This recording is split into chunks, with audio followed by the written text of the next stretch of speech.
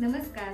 आज आपण डाळ बाटीची रेसिपी करणार आहोत. डाळ बाटी शक्यतो आपण तळून वगैरे बघितलेली आहे. आज आपण एक वेगळ्या प्रकारे बाटी करणार आहोत. चला तर मग रेसिपीमध्ये पुढे तुम्ही बघा आपण ही बाटी कशी केलेली आहे. या वाटीने मी इथं 3 वाटी गहू घेतले, गव्हाचं पीठ घेतलेलं आहे आणि 1 वाटी रवा घालणार आहोत. थोडंसं जर गव्हाचं जाडसर पीठ आपल्याला कुठं मिळालं तर रवा घालायची गरज नाही. मोठा रवाच आहे इथे मी घेतलेला आहे. चवीनुसार मीठ घालायचं आहे. थोडासा ओवा मी हातावर चोळून घालते आणि त्यानंतर आपण छान असं तूप घालणार आहोत. राजस्थानी पदार्थ म्हणले की भरभरून तूप आपण ऐकलेलंच आहे. हे गरम करून घातलेलं तूप आहे ज्याला आपण मोहन म्हणतो. हे आता व्यवस्थित मी थोडं पाणी घालून पीठ मळून घेणार आहे. हे बघा, आपण पीठ पहिला जे तूप घातलेलं आहे ना ते पिठाला व्यवस्थित लागेल असं चुरून घ्यायचं हे पीठ आणि मग आपण त्यामध्ये पाणी घालून ते मळून घेणार आहोत. खूप पातळ करायचं नाही, त्यामुळे थोडंसं लागेल तसं पाणी घालून आपण ही घट्टसर मळून घ्यायची आहे कणिक. हे बघा, अशा प्रकारे थोडीशी घट्टसर अशी कणिक मळून तयार आहे. आता ही आपण एक 15 ते 20 मिनिटं झाकून ठेवणार आहोत एका कपड्याखाली आणि तोपर्यंत आपण डाळ कुकरवर चढवून घेऊया. उडदाची डाळ अर्धी छोटी वाटी. आता आपण त्याच प्रमाणात मुगाची डाळ देखील घेऊया. मुगाची सेम अर्धी वाटी डाळ, अर्धी वाटी तुरीची डाळ, लाल मसूरची डाळ सेम प्रमाणात घेतली आहे आणि इथे सालीची उडदाची डाळ देखील घेतलेली आहे मी इथे. तर या 5 डाळी मी आता व्यवस्थित धुवून आपण कुकरला 3 शिट्ट्या करून घेऊया. आता आपण बाटीची तयारी करून घेऊयात. कणिक आपली छान भिजलेली आहे 15 मिनिटं. बाटी आपण आज अप्पे पात्रामध्ये करणार आहोत. जनरली बाटी वाफवून आणि मग तळून घेतली जाते किंवा ओव्हनमध्ये देखील केली जाते आणि हॉटेलमध्ये बघितलं तर तंदूरमध्ये अशी छान शिजवली जाते. आज आपण थोडक्यातच म्हणजे जास्त तेल न वापरता किंवा जास्त तूप न वापरता ही बाटी करणार आहोत. त्यामुळे अप्पे पात्र आपण इथं वापरणार आहोत. ती बाटी करताना मी त्याची छोटीशी खड्डा किंवा वाटी म्हणू शकता तसं करून घेतलेलं आहे आणि हे थोडंसं मधून पोकळच ठेवायचं आहे. अशा प्रकारे ही बाटी करून घ्यायची आहे. अजिबात तिला जास्त दाबायचं नाही, असं पोकळच ठेवायचं आहे. अशा मी सगळ्या बाट्या करून घेते आणि आपले अप्पे पात्राचं जसं साईज आहे त्या वाटीचं जे साईज आहे त्यानुसार तुम्ही बाटी छोटी मोठी करू शकता. अप्पे पात्र मी आता गॅसवर थोडंसं गरम करायला ठेवलेलं आहे.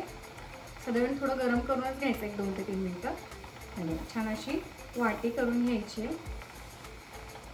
वाटी पोकळच ठेवायची आहे आणि अजिबात असं भेगा पडतायत का म्हणून गोल किंवा असं छान असं मळून नाही घ्यायचं. ते अशा भेगा पडलेल्या छान दिसतात आणि आतमध्ये ती छान अशी वाफवून निघते ती बाटी.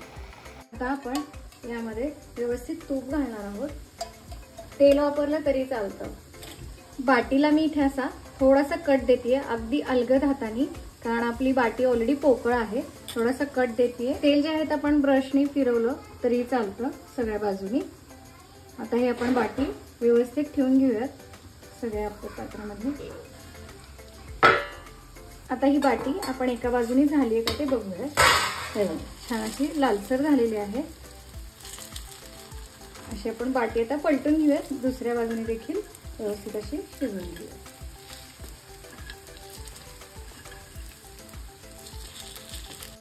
बाट्या होत आहेत आणि आपली डाळ शिजत आहे. तोपर्यंत कांदा टोमॅटो आपण बारीक चॉपरमध्ये चिरून घेऊया.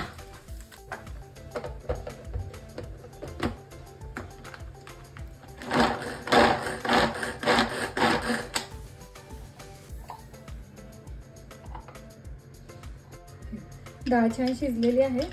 मस्त अशी रवीने घोटून घेऊया थोडीशी.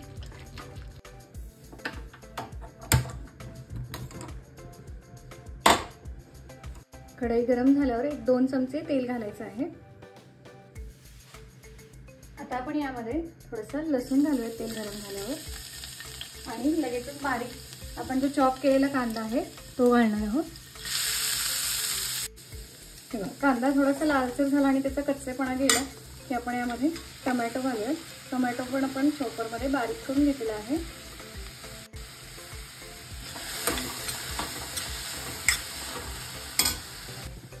आता आपण यामध्ये मसाले घालूयात. मसाल्यामध्ये मी इथे घेतलेला आहे गरम मसाला आहे, त्यानंतर लाल तिखट, हे बॅडगीचं लाल तिखट आहे रंग येण्यासाठी.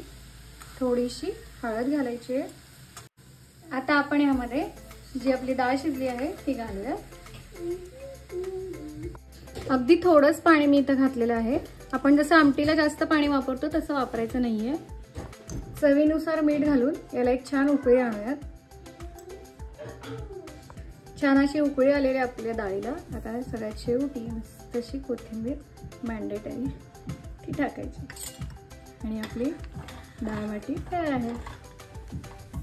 हे बघा, इथं मी दुसऱ्या बाजूला पण पटपट होण्यासाठी बाट्या ठेवलेल्या आहेत. आपण पहिला जे लावलं होतं ते तुम्हाला दाखवते. मस्त अशा आपल्या बाट्या छान दोन्हीकडनं अगदी सगळ्या बाजूनेच लालसर झालेल्या आहेत. आता आपण ह्याला उकळी आणतोय, पण मध्ये मध्ये एक दोनदा आपण चमच्याने हलवून घ्यायचंय, कारण डाळ अशी खाली चिटकेल किंवा करपून जाईल कढईला लागून. त्यामुळे मध्ये मध्ये एक दोनदा हलवून घ्यायचं. तुम्हाला एक बाटी मी फोडून दाखवते. हे बघा, आपण पोकळ बाट्या केल्यामुळे छान अशा आतून मस्तपैकी शिजले आहेत. आणि तुम्हाला एक गंमत सांगायची म्हणजे आम्ही जेव्हा राजस्थानला गेलो होतो ना, तेव्हा तिथे एक मी मशीन बघितली होती. म्हणजे माझ्यासाठी तर नवीन आहे, बऱ्याच जणांना माहीत पण असेल. पण तिथे ते मशीनमध्ये बाट्या असे चुरून देत होते. तर तो प्रकार मी पहिल्यांदाच पाहिला होता. तुम्हाला माहीत असेल तर मला कमेंट बॉक्समध्ये नक्की सांगा. थोडंसं मी आता तुम्हाला एक बाईट घेऊन दाखवते. खूपच गरम आहे.